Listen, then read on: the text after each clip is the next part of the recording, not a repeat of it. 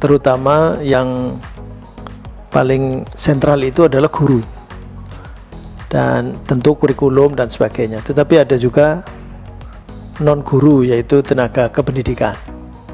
Jadi dirjennya saja ada GTK, guru dan tenaga kependidikan. Baik, guru ini secara berangsur-angsur ada problematika, tapi terselesaikan secara berangsur-angsur. Dan sekarang masih ada sisa, dan ini mungkin kita nanti akan mendengarkan bersama dari yang hadir. Tapi juga ada yang sama sekali mungkin kalau sekarang pada mendengarkan tenaga kependidikan, ini juga sama sekali nggak tersentuh atau belum tersentuh, cenderung diberikannya kepada daerah, dan daerah berinisiatif sendiri-sendiri, dan akhirnya ya sampai sekarang di Komisi 10 ini belum ada progres. Kami bawa atas nama Forum Bersama Guru Honorer Jawa Barat. Jadi saya atas nama Jawa Barat. Nama saya Rani Marliani, saya berasal dari Kabupaten Ciamis. Baik Pak, di sini saya akan menyampaikan beberapa aspirasi yang kami bawa, mungkin sama dengan yang sudah rekan kami sampaikan sebelumnya, bahwa kita memang ingin diakui dan memang ingin ditetapkan sebagai ASN tanpa tes. Mungkin ada beberapa lagi. Baik, yang pertama, bagi peserta seleksi yang kemarin kita mendapatkan status P yang belum ditempatkan gitu karena memang terbatasnya formasi. Nah, kami mohon di sini adalah kita tanpa tes lagi gitu, karena Pak, bagi kami tes yang jauh itu kan memerlukan waktu, tenaga, dan pikiran serta biaya juga yang tidak sedikit gitu. Jadi kami memohon dengan adanya kami sudah seleksi kemarin untuk tidak tes lagi, karena kami pun sudah diberikan sertifikat. Kemudian yang kedua, formasi yang diharapkan pada pelaksanaan pengadaan P3K tahun 2024 disesuaikan dengan jumlah peserta yang berstatus P, yaitu yang memenuhi nilai ambang batas pada tes CAT pengadaan P3K tahun 2023, serta membuka formasi guru honorer sebagai guru kelas dan bidang studi yang sesuai dengan jumlah guru honorer tersebut yang ada pada kota dan kabupaten. Kemudian yang ketiga, kami mengharapkan juga adanya afirmasi kerja, masa kerja, seperti yang sudah ya, yang sebelumnya itu yang masa kerja lebih dari 10 tahun, karena dengan dasar bahwa masa kerja 10 tahun ini kita ini sudah mengabdi cukup lama gitu. Dengan atas dasar itu kami pun memohonkan untuk adanya afirmasi masa kerja. Yang keempat Pak, kami memohon linearitas ijazah lulusan itu disesuaikan dengan bidang formasi ijazah yang dimiliki, karena dengan dasar bahwa pada tes CAT 2023 ini banyak guru yang tidak linear dapat mengisi jenjang instansi yang tidak sesuai. Kami karena kami di pendidikan, ada beberapa yang bukan dari pendidikan pun tiba-tiba bisa masuk gitu untuk menjadi guru SD, sementara pada sebelumnya kami yang dari bahasa Inggris yang belum dilinearkan ke SD dulu ya, waktu itu kami yang jelas-jelas dari pendidikan gitu, guru tidak bisa masuk ke SD, sementara yang dari luar pendidikan keguruan itu bisa masuk dan bisa daftar. Kemudian yang selanjutnya yaitu membuka formasi khusus untuk tenaga administrasi sekolah juga Pak, karena seperti yang terjadi di sekolah-sekolah kami itu sudah menipis ya, bahkan ASN-nya itu ada hanya 1 orang dan mungkin itu juga menjelang pensiun ya di sana. Selanjutnya yaitu untuk kami yang di negeri ya Pak, menolak guru dari swasta itu ke sekolah negeri, maksudnya mendaftarnya P3K-nya ke sekolah negeri, sementara kan mereka awalnya dari swasta, karena kan kami akan tersingkir lagi Pak, sementara rekan-rekan yang dari swastanya sudah membawa sertifikat pendidik ya kan, dimana yang adanya dengan pembawaan sertifikat pendidik tersebut itu kan sudah otomatis nilainya, maka dengan begitu kami tersingkir lagi gitu. Kemudian yang selanjutnya poin terakhir, kami memohon merubah mekanisme penganggaran di sini P3K yang semula daerah DAU menjadi kembali ke pusat. Mungkin itu Pak draft yang kami sampaikan atas nama Forum Bersama Guru Honorer Jawa Barat. Mudah-mudahan kami bisa mendapatkan titik terang daripada pertemuan ini. Terima kasih. Wabillahi taufiq wal hidayah. Wassalamualaikum warahmatullahi wabarakatuh. Assalamualaikum. Serta rekan-rekan yang saya banggakan. Saya dari Forum Bersama Guru Honorer Kota Tasikmalaya, pada dasarnya ada kesamaan beberapa poin dengan aspirasi Forum Bersama Guru Jawa Barat. Yang pertama yaitu memohon afirmasi masa kerja di atas 10 tahun dan afirmasi usia 35+. Yang kedua, memohon agar guru honorer dengan masa pengabdian lama yaitu 10+ diprioritaskan. Kemudian yang ketiga, memohon agar honorer yang berstatus P diseleksi P3K tahun 2023 langsung pemberkasan, tidak dites lagi, dengan catatan di luar formasi yang tersedia untuk saat ini. Jadi ada formasi khusus untuk yang berstatus P. Yang keempat, memohon regulasi anggaran untuk P3K diubah dari DAU menjadi DAK. Nah, untuk poin nomor 3 itu, mengapa kami meminta dengan formasinya dipisahkan, Pak? Karena di Kota Tasikmalaya itu banyak yang status P-nya itu masa kerjanya itu baru beberapa tahun. Sementara di Kota Tasikmalaya itu masih banyak guru honorer yang masa kerjanya belasan tahun, hampir 19 tahun, 20 tahun, ya banyak yang 15 tahun ke atas belum pernah bisa ikut tes sejak adanya P3K. Itu dikarenakan linearitas waktu itu bahasa Inggris tidak linear di SD ya Pak ya. Nah, kemudian untuk poin 5, memohon agar diadakannya RDPU secepatnya, di mana di dalamnya harus dihadiri oleh Kemendikbud, Kemenpan RB, Kemenq, dan Kemendagri, serta mengundang forum-forum yang hadir saat ini mengenai anggaran P3K agar diketahui secara jelas oleh kami. Nah, untuk poin ini kami dari FBGH Kota Tasikmalaya waktu itu telah audiensi ya Pak dengan Kemenpan RB. Nah, jawaban dari Kemenpan RB waktu itu, regulasi P3K untuk tahun 2024 itu dikhususkan untuk honorer yang sudah terdata di BKN, di mana pada saat itu kata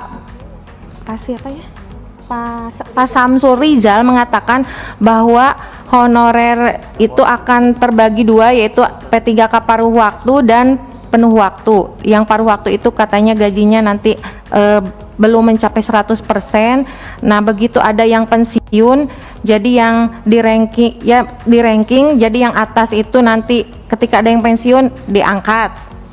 Begitu seterusnya. Jadi nanti akan habis gitu. Kemudian yang P3K penuh waktu itu otomatis ya full gajinya. Jadi di tahun 2024 ini semua honorer itu akan yang terdata di BKN itu akan selesai diangkat semua, mendapatkan NIP, seperti itu jawaban Pak Samsul Rizal. Sementara kemarin untuk penggajiannya kata beliau jadi Pemda itu berkirim surat saja ke Kemenq berapa anggaran yang dibutuhkan untuk mengangkat honorer di Pemda tersebut. Nanti Kemenq akan menambahkan dana kepada Pemda tersebut, seperti itu jawaban Pak Samsul Rizal. Akan tetapi pada saat kami kembali ke daerah disampaikanlah pernyataan beliau itu, pihak BKPSDM sudah menghubungi Kemenq.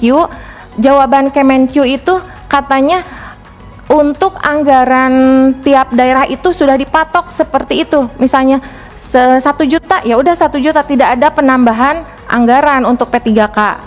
Nah, iya betul. Kemudian kata Ibu Nunuk juga ya waktu di live IG, nah yang regulasi P3K 2024 itu katanya by data Dapodik. Nah, kami itu bingung Pak ya, yang betul itu yang mana, sementara kata Kemenpan RB honorer yang terdata di BKN, yang kata Bu Nunuk by data Dapodik. Kemudian kata Bu Nunuk juga mengatakan tidak bisa katanya kalau guru itu nanti ada P3K paruh waktu. Kan kalau paruh waktu katanya 4 jam. Masa kita lagi ngajar tiba-tiba oh anak-anak ya udah dulu ya ngajarnya gitu. Nggak bisa seperti itu kan. Nah, oleh karena itu kami meminta ya memohon kepada Bapak Ketua Komisi 10 kiranya mohon dapat mengadakan RDPU dengan menghadirkan keempat kementerian tersebut dan beserta mengundang kami, yaitu Kemendikbud, Kemenpan RB, Kemenkyu, dan Kemendagri. Untuk Kemendagri itu kenapa ingin dihadirkan? Karena menurut Pemda itu tidak bisa menganggarkan gaji P3K di luar batas yang ditetapkan oleh Kemendagri. Jadi belanja pegawai itu katanya tidak boleh melebihi sekian persen ya dari anggaran. Nah, sekiranya keempat kementerian tersebut dapat didudukkan secara bersama ya, dapat duduk bersama, maka mungkin jawaban kami dapat menerima atau jawaban dari pertanyaan-pertanyaan kami seperti itu Pak. Baik, mungkin seperti itu dulu yang dapat saya sampaikan. Billahi taufik wal hidayah. Wassalamualaikum warahmatullahi wabarakatuh. Assalamualaikum. Izin menambahkan pimpinan Dewan. Oh iya, silakan. Terima kasih. Assalamualaikum warahmatullahi wabarakatuh. Allahumma sholli ala sayyidina Muhammad wa ala sayyidina Muhammad rabbi sholli wa yassiri amri wahludatan bin lisani yafqahu qawli amma ba'du. Yang saya hormati pimpinan Dewan Komisi 10 beserta anggota yang hadir pada pagi hari ini, tak lupa rekan-rekan seperjuangan yang hadir dari beberapa wilayah, bermacam forum di sini hadir. Alhamdulillah kita bisa bersilaturahmi. Izin menambahkan, jadi pada intinya kesimpulan dari semua rekan-rekan mungkin kalau dilihat poin pertama itu sama, intinya jangan terus berbicara masalah regulasi. Mau sampai kapan ini kita harus membincangkan regulasi, tapi kita ingin ada ketetapan, karena kita juga sudah larut dalam regulasi. Bahkan yang kemarin pun 2023 kita sudah berubah lagi regulasi 21, 22, 23. Sekarang pun kami masih disuguhkan harus menunggu lagi dengan regulasi. Bahkan kami kemarin sebelum berangkat ke sini sudah berkoordinasi dengan BKPSDM wilayah atau daerah masing-masing, menanyakan masih menunggu regulasi, Pak. Jadi mau sampai kapan kita harus disuguhkan dengan regulasi terus-menerus? Sebenarnya kita kalau melihat regulasi yang kemarin pun kita bisa terapkan, dan mungkin ini untuk yang berstatus P ini sudah bisa dikategorikan aman sebenarnya. Kalau menggunakan di sini Permenpan RB nomor 20 tahun 2023 yang mana merujuk pada regulasi keputusan Kementerian Pendidikan dan Riset. Di sana nomor 349 garis miring P garis miring 2022 tentang petunjuk teknis pelaksanaan seleksi calon pegawai pemerintah dengan perjanjian kerja untuk jabatan fungsional guru pada instansi daerah. Di sana dibahas pada bab kedua persiapan seleksi, terdapat pada poin H ayat 1, 2 dan 3. Di sana sudah cukup jelas. Mungkin itu bisa masih kita gunakan. Kenapa harus selalu merubah dengan regulasi terus menerus, Bu? Ya, karena mungkin ibu bunda yang di pinggir saya ini sudah menggunakan regulasi tersebut. Kenapa tidak digunakan lagi pada sekarang? Itu intinya. Intinya kalau itu digunakan, Bu, kita sudah bisa selesai, Bu, yang status P ini, Bu. Dan tidak lagi ada tes-tes lagi, cukup dengan observasi. Yang kemarin juga bisa dengan observasi. Kenapa kita harus disuguhkan lagi dengan harus tes? Kita juga sudah menempuh kan, kita sudah mendapatkan hasil, kita ada sertifikat juga di sana. Itu yang pertama. Yang poin kedua, berkenaan dengan tadi sedikit membahas kebijakan pengangkatan kebutuhan P3KJF guru atau jabatan fungsional guru yang sudah bergulir pada saat ini memiliki pandangan bahwa sebagus apapun kebijakan Kemendikbud dan BKN serta Kemenpan RB, maka akan terjadi kontradiksi di level daerah. Kenapa demikian? Karena seyogyanya daerah atau Pemda itu memiliki punya kewenangan sejarah garis komandonya. Itu kan ada di bawah Kemendagri. Mereka punya kewenangan ya. Jangankan sampai saat ini 1,3 juta, bahkan per tanggal 31 Januari kita baru terpenuhi baru 400 ribuan. Mungkin sekarang baru bertambah berapa persen Pak, karena masih banyak daerah yang menolak untuk pengajuan. Kenapa bisa seperti itu? Dari analisa kami selama ini dengan pihak Pemda, bahwasannya ada kebijakan Kemendagri atau Kemenke, yaitu yang membatasi tadi hanya 30% untuk belanja pegawai. Itu pun tidak boleh habis. Ketika saya tanyakan, itu pun tidak boleh sampai 30%-nya habis. Mana kala kita habiskan 30% sudah tidak boleh, apalagi ditambah. Kita ingin selesai, tapi tidak ada unsur penyelesaiannya. Coba kalau ditambah, bisalah ditambah 40% saja itu anggaran. Itu kan tertera pada Undang-Undang Nomor 1 Tahun 2022 Pasal 146 Ayat 1, daerah wajib mengalokasikan belanja pegawai daerah di luar tunjangan guru yang dialokasikan melalui transfer ke daerah atau TKD paling tinggi di sana 30% dari total belanja APBD. Nah, itu yang kami tanyakan intinya. Itu pun tidak boleh habis karena kami juga sudah berkoordinasi dengan Pemda atau di daerah masing-masing seperti itu.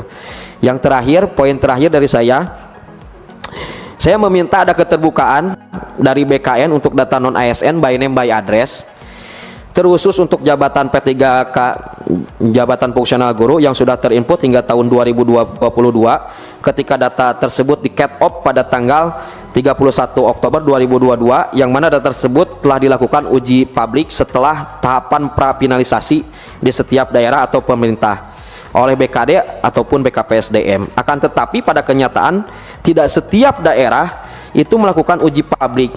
Jadi kami memohon untuk BKN bisa menguji publikan secara nasional, yang mana dapat diteruskan ke tiap provinsi, kabupaten atau kota yang seharusnya di setiap daerah itu sudah melakukan uji publik ya. Akan tetapi sampai saat ini masih banyak yang tidak. Itu sudah tertuang ya.